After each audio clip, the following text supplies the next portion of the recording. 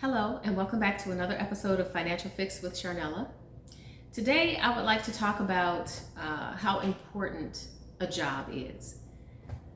Most of us will be connected to our jobs 40 plus hours a week, and that's assuming that we're not working overtime. So it is vitally important that we at least like the job that we're doing. It would be nice if we could love the job, but that's not always the case.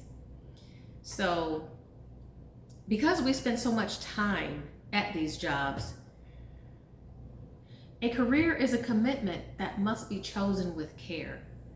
We have to really take the time to figure out what it is you could see yourself doing for the long term.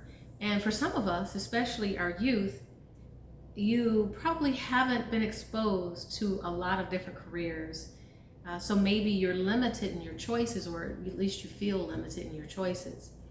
But there are some of us who chose careers that we believe that we absolutely loved. And for me, it was the medical field, healthcare.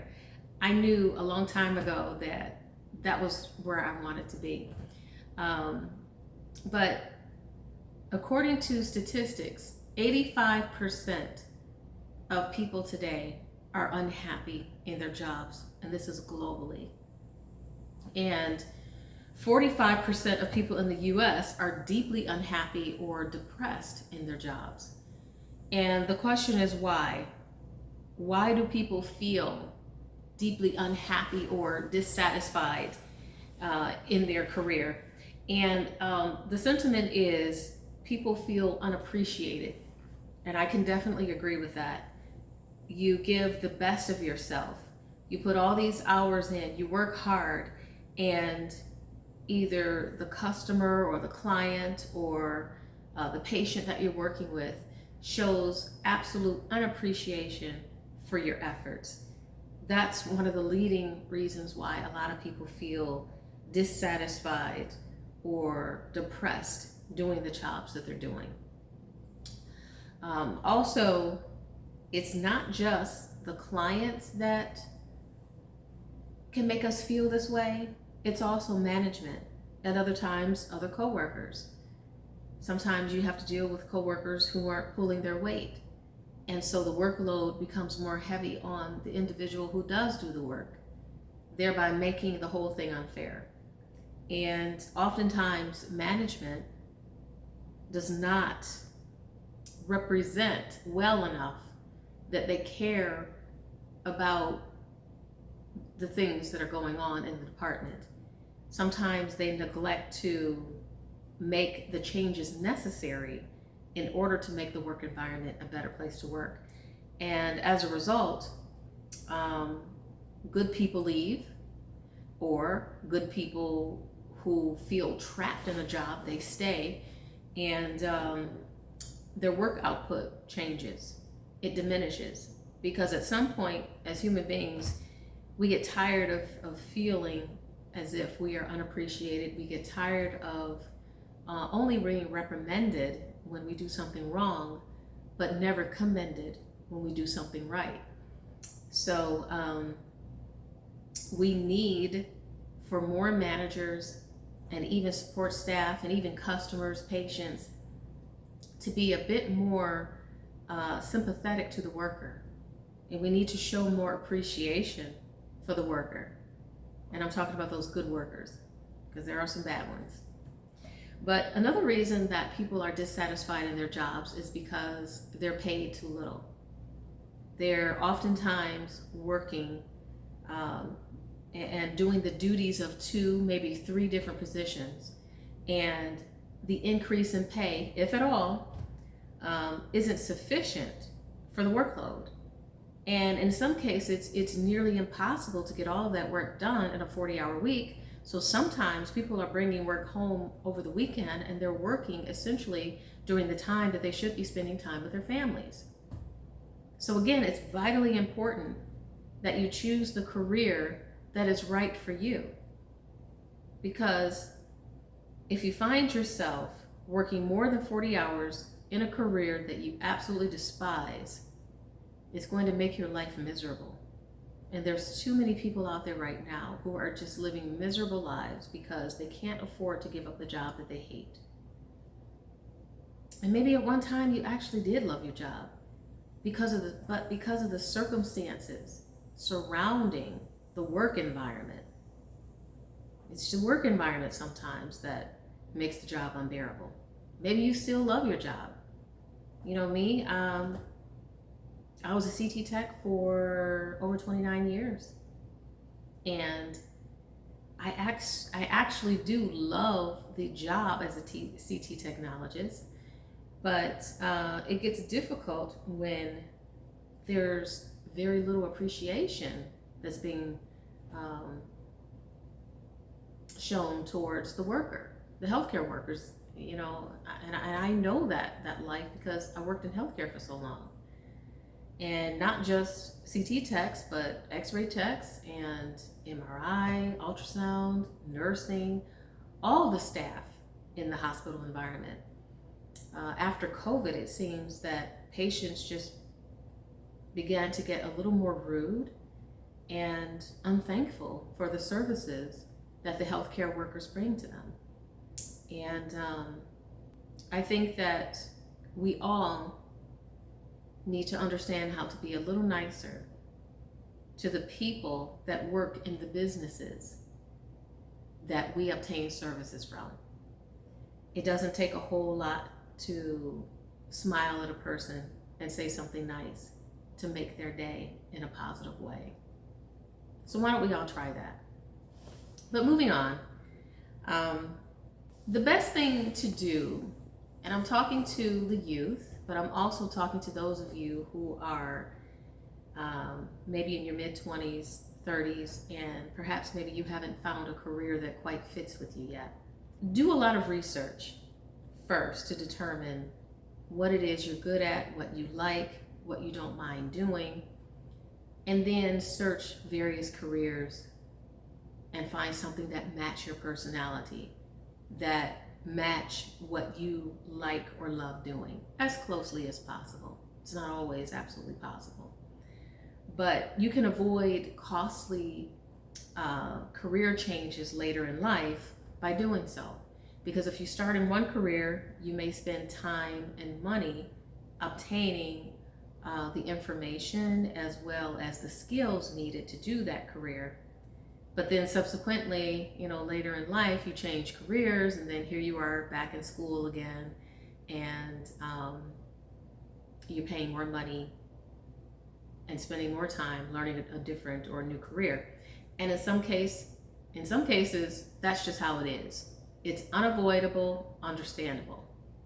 But for the young people coming out of high school, just really pay closer attention to what it is that you really like and love. And I know that it is not as easy. It's easier said than done.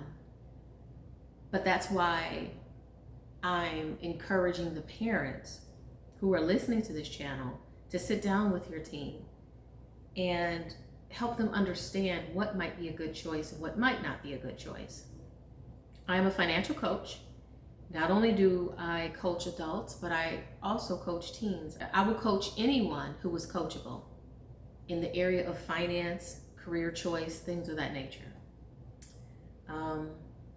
But the one thing you want to do is in the job in the job or the career that you choose, you want some form of satisfaction or enjoyment. Because when you love what you do, the time that you spend in that particular duty, it doesn't feel so depressing. You don't feel so unhappy. So if on occasion you have to bring work home, which isn't ideal because you should be spending a couple days a week just relaxing and spending time with family if you desire, friends, whatever. But if you enjoy what you do, it's so much easier and so much less stress. And also when you love what you do, you give yourself freely, 100% of yourself. You put 100% effort into that business or into that organization, whatever it is that you're doing, because it's what you love. And many of us are looking for long-term success with regards to a career. We're looking for career advancement, salary increases, recognition, and there's nothing wrong with that. If you do the work, you deserve to be rewarded, and rewards aren't always monetary. They don't always have to be monetary. You know, when you're doing a good job and your manager stops by and says, you know what, Sharnella, I see the job that you're doing and I really appreciate the efforts that you're putting forth into making this work environment a better place to work, or making our customers happy, that goes a long way. And I think a lot of managers and upper management have forgotten about that. We're human beings, not machines. We're emotional beings. And from time to time, it would be nice to cater to those emotions, especially when they're well deserved. So many of us, ultimately, we work because we need to earn a living, but there's nothing wrong with enjoying what you do. But many of us desire more than just a paycheck. Yes, we work for a paycheck, but many of us desire more than just a paycheck. Many of us want fulfillment in the work that we do. Appreciation, and we want engaging work. Another reason that you should take your time and make the right career choice is for your mental health. Because again, if you're stressed out and you're emotionally unstable, that plays on your mental health in a negative way. So for the many people who are working in a stressful work environment, you feel burned out, you feel unappreciated. My advice to you would be, like everyone else, start looking for another job, another employer that honors you, that respects you, and appreciates you. There's too many companies out there that say that they support a healthy work, personal life balance, but how can that be so when employees are being given job duties that can't possibly be fulfilled within the 40-hour work week?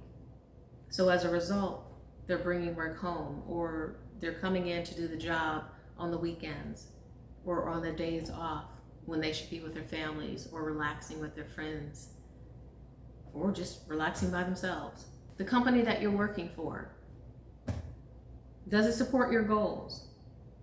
Does it support career advancement? This is the type of company that you should be looking for.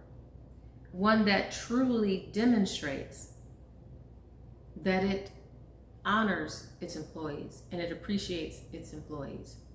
Does the company pay you what you're worth? Does the company offer fair opportunities for advancement, like I said before, based on your skills? Does the company encourage its employees to spend more time with their families rather than spending it always with the company? I think there's one company, Chick-fil-A, I think they're open 6 days a week and then they're closed on Sundays. I can appreciate that. I know it might be inconvenient to the customer whose palate wants to have, Chick-fil-A on a Sunday, but I respect the fact that Chick-fil-A said, no, we're gonna have a day of rest.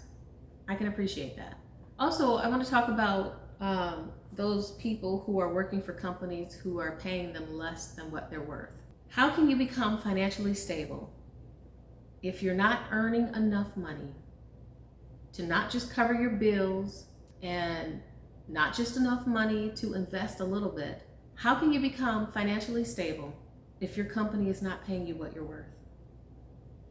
If you're making $30 an hour, but you should be making $40 an hour. Or if you're making $50 an hour, but you should be making $60 an hour.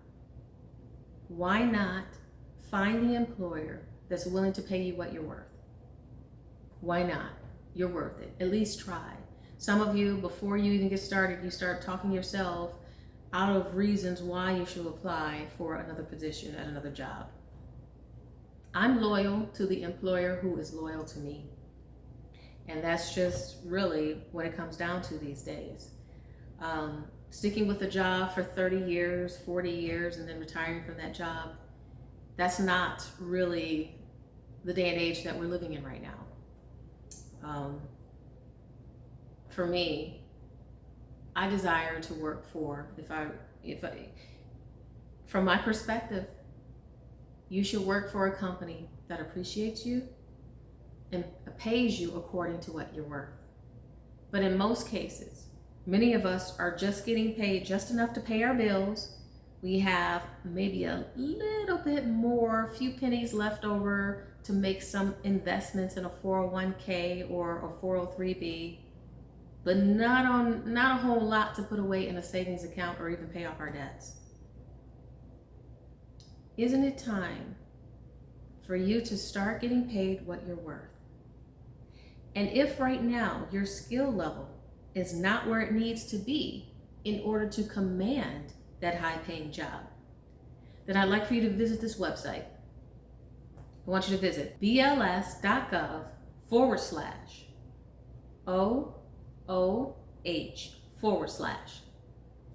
Now, at this website, when you check it out, there's going to be a whole list of careers. Some you've heard of, some you haven't heard of.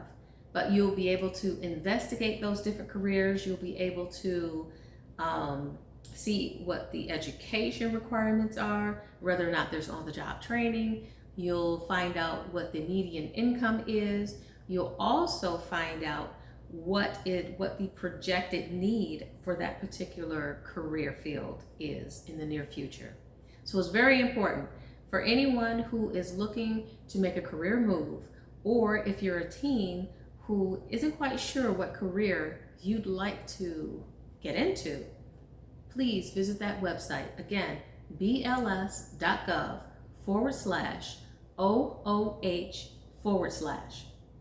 Visit that website today and start figuring out how you can have a better, brighter financial future. And remember this, if you ever need any financial coaching, you can reach out to me, Sharnella. Reach out to the financial coach, Sharnella at sharnellaclark.com. Thank you for watching Financial Fix with Sharnella, and I will see you on the next episode.